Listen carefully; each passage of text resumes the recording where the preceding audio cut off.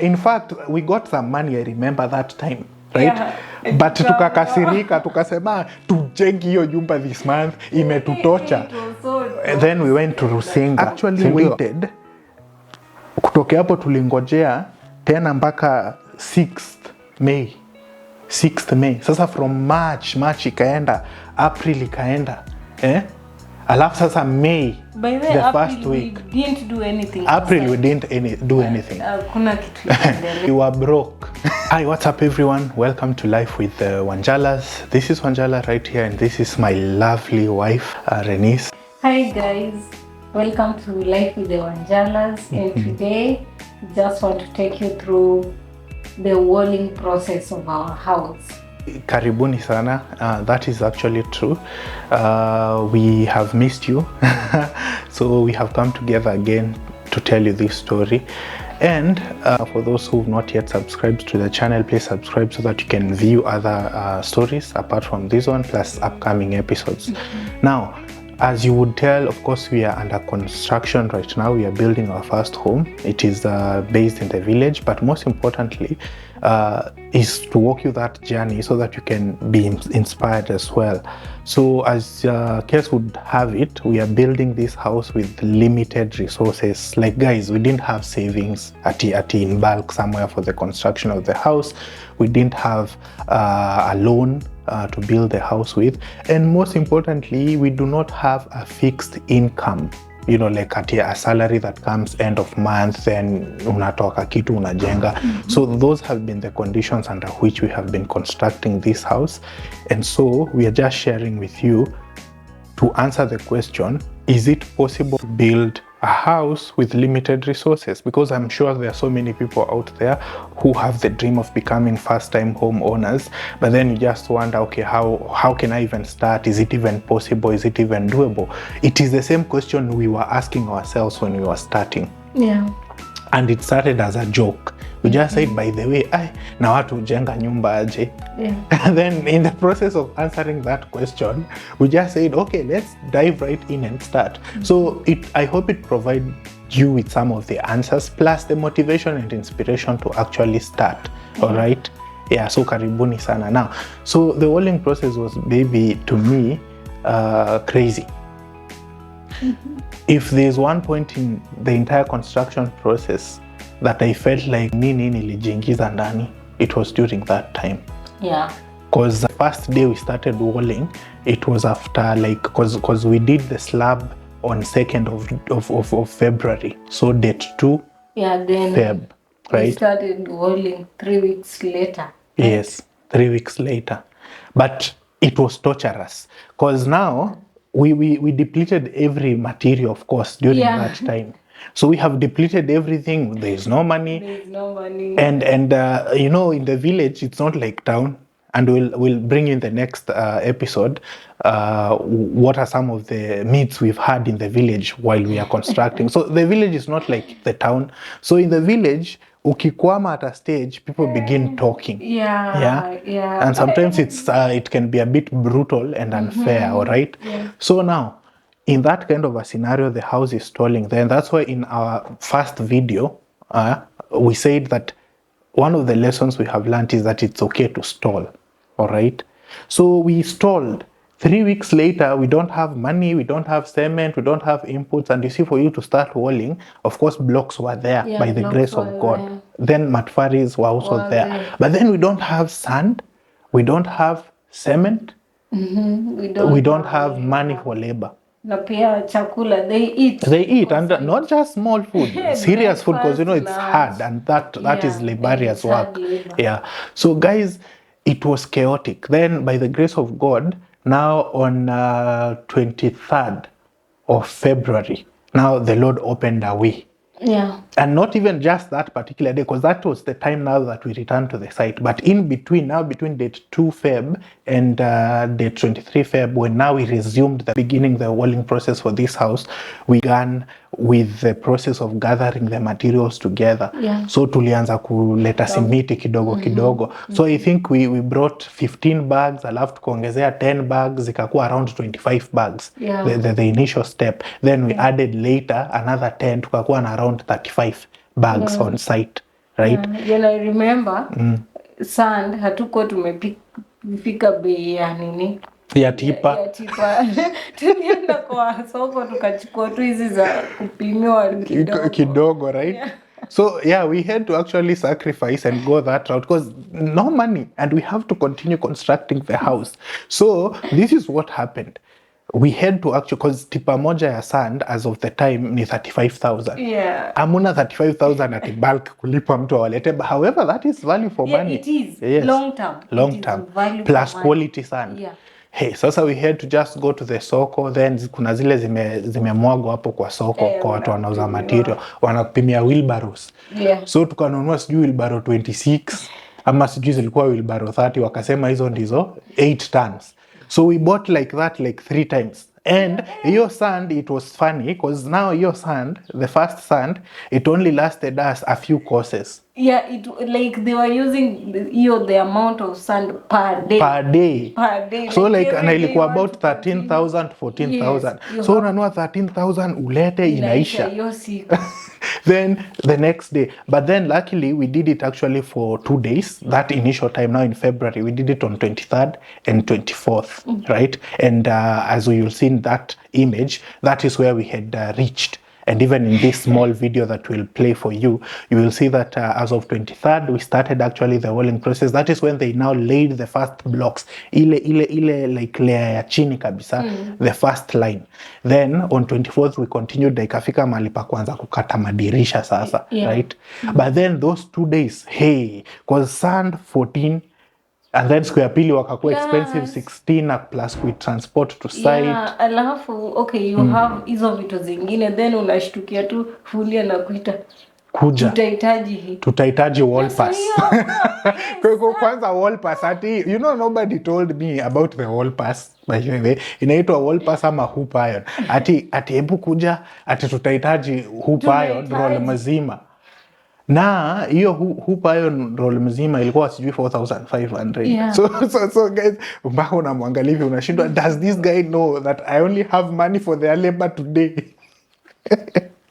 So it was chaotic, but God somehow saw us through that process, year 23rd, 24th, and finally we actually got to fika mali level ya kwanza kukata madirisha na zetu, because remember we wanted so wide windows as we showed you in that video about windows. We tulikatia maybe kutokea kwa block ya 4 ya 4, the 4th block hapo. Sasa tulikatia kwanza hapo to just have a wider window for modernity, aeration and just quality lighting. So that is what happened. And then after hapo tukakaa hebu ni confirm, tulikaa mpaka tukaanza kujiuliza maswali, why did we even get in this thing? Kwani why did we have to be that serious and risk this much? Yeah. Tulikaa hata tuko tunaenda kwa site because we couldn't even afford the fuel ya kwenda huko, right? Yes. We resumed from 24th Feb. Tuli resume on 14th March. And hakuna kitu ya maana tulifanya. The only thing we did was to actually kuendelea kukata madirisha, right? Mpaka to a certain level, about 2, 3, 4 levels to the lintel, right? So that is the only match we actually managed to do, na kupartition pia ndani up to a certain level. Yeah, that is what we managed to do.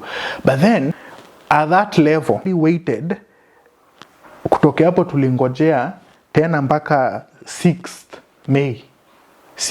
Sasa from March ikaenda, April ikaenda, alafu sasa May, the first week. We didn't do anything. April we didn't do anything. Kuna kitu inaendelea.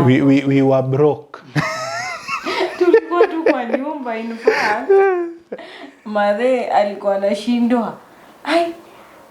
Like hata mtembei huku kwa site. Let me tell you, by the way, it got to a point, mimi personally, I was so indifferent to that project. Like nilikuwa nimesema, in fact we got some money, I remember that time, right? But tukakasirika, tukasema tujenge hiyo nyumba this month, imetutocha. Then we went to Rusinga, sindio? Tulisema we are driving and we didn't go to do anything important. We just drove that day, slept, in Homa Bay, then tukaenda Rusinga asubuhi, then the following day tukakuja like we came back the same day. Tulienda tukalala Homa Bay, then next day we went to Rusinga, then came back, drove back. Yes. So cause we were so tired of that project and tulikuwa tunafeel imetufikisha kwa kona, because we had to like put everything else on the line for that project. If there is one time we had even our car like in a read empty all the time, it was that time. If there's a time we had even to now not even restock the fridge, like eco empty, even up to now we never restock the fridge. We only buy things on a need basis, because every single coin is going towards that project. So and just what we were saying, sacrifice, it has really humbled us, it has really taught us about sacrifice. And you know, the funny bit is that we have kids, and sometimes I don't know how it affects them, because you see they're not talking about how it is affects them. And I thank God that we have flexible kids. All right, we have flexible kids, but somehow unasikia wakisema like things have changed. Take us out, we can't even afford to take the kids out anymore. We don't even eat out anymore, right? We don't eat out anymore. We cannot afford to even take kids out anymore. We even the holiday that we always do every year, this year for 3 years straight. So the last 3 years straight we had been doing holidays to either Mombasa. We did twice mostly Mombasa, right? Diani, Mombasa. We cancelled those things because we could not even afford. Sasa kama uwezi fuel gari, uwezi restock fridge. Maybe una afford, but uende, then you come back unaona hiyo nyumba imesimama hapo, guilt, the guilt also, the guilt. You feel like you are so insensitive and careless with money. You feel haunted, right? So you feel haunted. So by the way, it was the only thing, and even right now as we speak, because remember mahali hata tunaenda ndo safari ni mbali, because there's the roofing bit, then there's the window fabrication, then there is the finishing now, which is now the plumbing, wiring, and then the finishing of the house itself. Finishing. Sasa kuingiza vitu kwa nyumba, I think hiyo ndio hata hiyo sasa, yani kufanyia finishing, kitchen ikue kitchen, cabinet ikue cabinet, like yani ukiingia kwa nyumba, living room, bedrooms zikue. I know it's a long journey. Glad we started. And we started, and we're also glad you're here to walk with us this journey, so that you can learn one or two things, and so that also you can be inspired to know that actually you don't have to be perfect to start, and you don't have to have amassed, a lot to start. You can start with what you have. Sometimes we say, okay, nitajipanga kwanza. Sometimes just start, then God gives you the path and plan and grace to actually do these things. So that time was so tough, and we resumed on 14th March, and then we continued, right? And then by that time, I think continuing inakwanga maybe for 2-3 days, tunarudi tena tuna stop, we pause, because sasa like by the way, tukitokanga kwa construction site tunarudingi kwa nyumba tumefrown, cause kwanza tunarudi hatuna food. So and then hiyo ni time ukipigiwa simu na mtu akuombe pesa unashindwa, like does this guy understand what I'm going through? Because right now I have paid everyone else money, watu wa hardware, fundis. The only person who doesn't have money is you. In fact, I'll be honest, hata kama pia kuna time yenye in our life tumechelewesha rent mara mingi, it has been between January and now. Because hamna pesa zote tu zimekuwa channeled into the construction process. And then the other thing that by the way, let us take you now after we had now reached the 2 levels to the lintel, and now laying of the lintel, the ring beam. Because remember we started now 6th to 7th May. 6th to 7th May now, because we corrugated the tulimwageo lintel, the ring beam. We did the ring beam actually between 6th and 7th, which was Saturday, Sunday, right? May. That is a whole how many months after we started the walling process? Feb, March, April. April, you said we didn't do nothing, right? We didn't do anything. So April mzima. Let me tell you. April it was a tough. It was tough. Business was low. Tulikuanga tu kwa nyumba. Business was low. We didn't have cash. The cash flows reduced, surviving on the little savings we had. But then hata hizo savings ilikuwa depleted for the first time. we actually had to like borrow from Shylock twice. Hata mara ya kwanza tukachelewa. So you remember we chelewed once, na wakaanza kututumia threatening message. Tukabeba mkono tukasarenda, tukasema never ever will we ever actually take a Shylock loan. Like never. If we have a need, if God does not provide, it means we have to wait longer. Yeah, and we will do so patiently. Or maybe you don't need it. Or we don't need it. Yeah, all right. So if you have to borrow to spend on something, it means maybe we don't need that thing at that time. Yeah. So now kukorogea lintel was crazy as well, because we had to like gather materials. Nakumbuka hiyo siku like tulikuwa tumeachia huyo mtu wa hardware close to 90 Gs, right? Si 90 Gs. Hiyo time ya nene tulimwaga mingi because tulimwaga 80,000 the first day tulimlipa 80,000 and the only thing we managed to buy zilikuwa machuma hizo machuma tulikuwa tuko na quotation ya kulei chuma za hiyo nini, so hizo machuma we bought and then tukanunua binding wire about 20 kilos but we added 30 kilos. We could not even buy the nails hizo vitu, right? Hiyo siku ya kwanza ndio tukamlipa hiyo 80,000, right? And then later sasa tukanunua hoop iron tena mzima, alafu moja tulinunua moja hoop iron moja and then na nini na inaitwa nini na simiti tulinunua 25 bags of cement, 25 bags, na tukawacha hapo around tena an additional 30 something thousand. So in other words, mtu wa hardware alikash in about 120,000 na bado hatuko tayari because we didn't have sand. Remember, tulikuwa tunanunua like kidogo kidogo hiyo time ya walling process, which was so expensive, but what could we do? We didn't have the money to purchase an entire tipper. So that was so expensive, it was so traumatizing, but then we didn't have a way, so tulingoja. So mpaka tulijiambia like it is so toxic, we cannot be buying at sand 15,000 plus transporting it. Hiyo ni bei tu ya sand plus transporting it 2,000, so it's 17,000 and tunatumia siku moja. No. So tulisona it's toxic. So we said this time around we won't lay that lintel until we have everything together.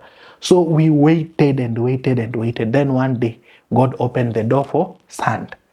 And then, but I remember one thing that I should not forget to leave out, because remember the laying of the ring beam also requires wood. Hizo mbao tulipasua miti twice hiyo April, hiyo month yenye tunangoja, na hata hizi za kupandisha hiyo and then pia zinaitwa mangazi. Sasa unajua hizo level za juu mangazi, so tulinunua miti mbili, 2 eucalyptus trees, then tukazipasua. Hizo ndo tulitumia. We added some, because remember now we have sand, we have cement, we have the chumas, we just didn't have the mbaos. Then when we added the mbaos, about 580 something feet, there was only one thing that we didn't have for about 2 to 3 weeks, and that was labor. So mpaka mvua ikaanza kunyesha, ile mvua yenye ilinyesha ikafanya mpaka floods Nyahururu, Kenya, different places.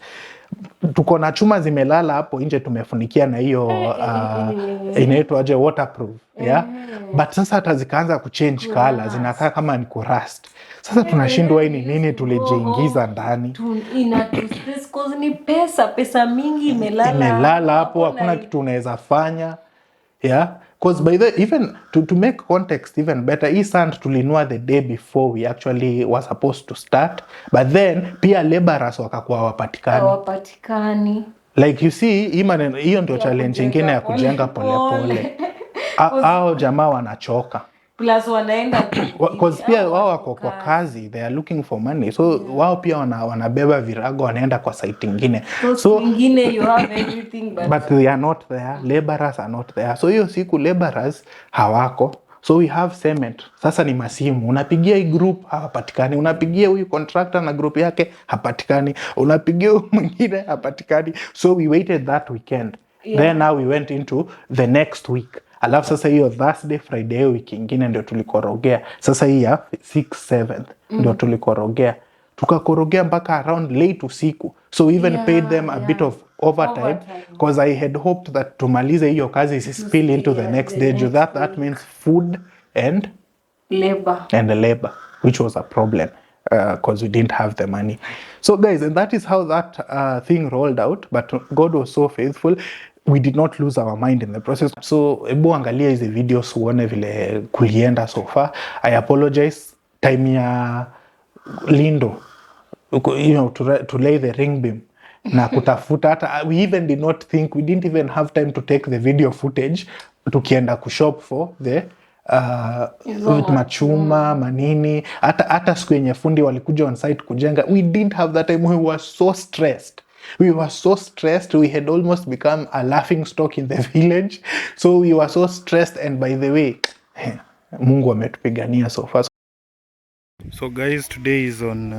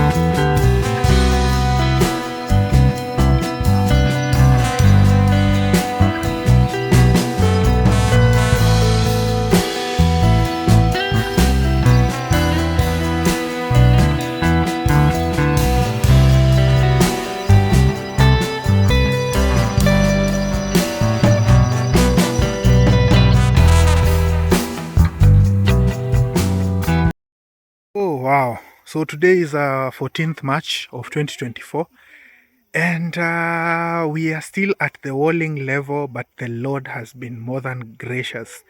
Can you imagine? We are, I think, how many courses? Just one course to laying down the ring beam. Then from there, just 2 more courses. Then we will be at roofing level. Wow. The Lord is amazing. So he has done us marvelous. Great are his works. You know, sometimes you don't have money. Sometimes you don't have even expected invoices or pending invoices, and you might wonder, why did I even start this entire construction thing? But then that is when indeed Christ reminds you that the trials that we go through, they are meant to solidify and strengthen our faith in him, because he has done, you know, exceedingly abundantly more than what we could ask for, because this is just an outcome of 3 months. So we are so grateful that when things seem thick, when things seem tight, that is just when God manifests his arm of strength. So this is what the progress of the project looks. I'm so humbled. It's the 3-bedroomed house, and as you can see, walling has been done. So today and yesterday, actually, they were just laying down the I don't know what to call them. I know the names in English, but I have forgotten anyway. Forget about that. But so the ngazis have been laid. So because we've gotten to those higher levels, so it's a beautiful thing. It's a beautiful thing to witness. Who am I that I could have a place called a home? Yeah. So here it is. Let me walk inside. The partitioning has been done. Fantastic. Superb. So let's see. So I can only see God through all of this, and it's a beautiful Jesus story. This is a beautiful Jesus story. Here we are entering at the veranda, at the hallway, the living room area, potential living room area. Yeah, the kitchen area. This is the kitchenette, the kitchen area. That is our pantry. It's our pantry here. So this is our pantry. Kitchen window, kitchen door. So here we are. So another hallway, yeah, or walkway or corridor. Here, right here. So a bedroom, 1 bedroom. Yeah. A bathroom will be right there. Yeah. Common bathroom. Shared also bathroom for these 2 rooms. The other bedroom right here. Then the hallway. Then the primary bedroom, the master bedroom. So the washroom right here.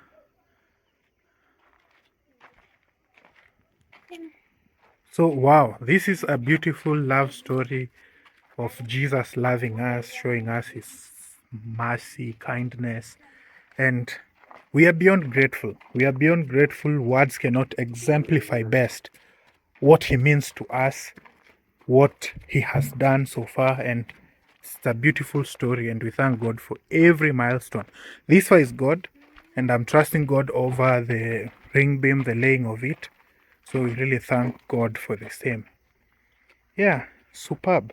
So our matfaris, God has helped our matfaris. I didn't add any more so far. I haven't added any matfaris, and it's beautiful. So sand has been the one with an issue. So we bought some other sand there that apparently was fake sand, not so perfect. So it's apparently good for the matfaris, but not the block. So we added this. So we are in the process of procuring more of this type of sand here.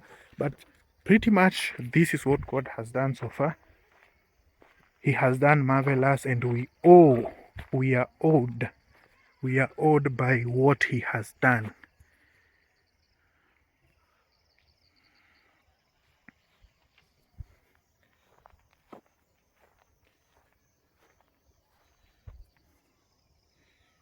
And so guys, that has been the process. Then after sasa tulile hiyo lindo 6th to 7th, ilikauka ikimwagiliwa maji for about 5-7 days. Then sasa after a week ya hapo ndio tukapandisha hizo matofali za juu sasa in readiness for the roofing process.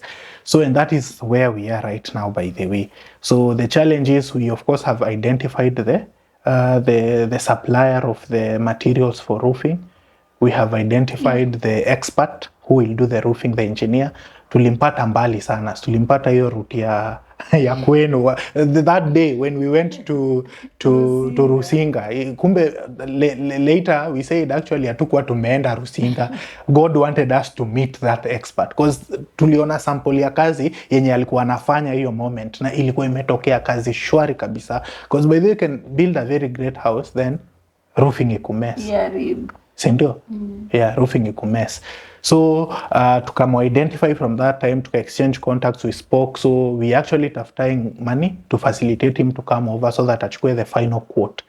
Yeah, so another reason why is we haven't done the kitchen porch yeah, which requires beams and then juu ita affect roofing pia, so we want akikuja ikuwe tayari tumefanya, right? Alafu sasa akitoa quote it is a realistic quote, and then pia accurate, right? Ndio tusi overpay for the mabati or to overbuy, to underpay the loss aspect. Then also ndio akitoa design, wakati anachora design ya roof vile itaka ikuwe sasa correct, so that afanye like with what he can see on site and what not. So that is where we are right now. So hizo za juu tumepandisha, but we are waiting and hoping and trusting in God. We know that tumesimama kiasi. Si kiasi kwa hiyo level, because tulifanya hivyo kutokea wacha tuseme 15th May. Tukamaliza May yote, June yote imeisha, hakuna kitu tumefanya. Sasa hizi tuko July 1st, leo ni July 1st, si ndio? Na hakuna kitu tumefanya. So and guys, that is what we are talking about. Stall, it's okay. Stall, tafuta pesa, move forward when you get money, face your project out. So that is what has happened so far, and mchanga iko, kokoto hata ilibaki. So like for us, we have at least a starter pack ya kuanzia plastering the house, all right? Then kutengeneza hizo pavement manini. So but no pavement itakuja na king of the house. Kokoto iko kokoto iko, hiyo it's enough. Hata wakati tutakuwa tukifanya the biodigester for the waste, we have something for that already, maybe tutaongezea tu hardcore and what not. So saizi tunangoja pesa ya roofing, tunaendelea kusanya tukitafuta, so resources for roofing, resources for window fabrication as well, because hizo ndio the next immediate steps is the roofing and then the window fabrication. So that is where we are right now. So thank you guys for watching this video. If you haven't subscribed, please consider to subscribe. Tell us what you want to hear next about our project, and we thank you for all your support. Guys, thank you for always supporting us. Kwa wale ambao subscribe, please subscribe, comment, like, share, na mtuambie like vitu zenye mnataka kuona more. At least tutajaribu kuwapea what we can. So bye for now, and see you in the next episode.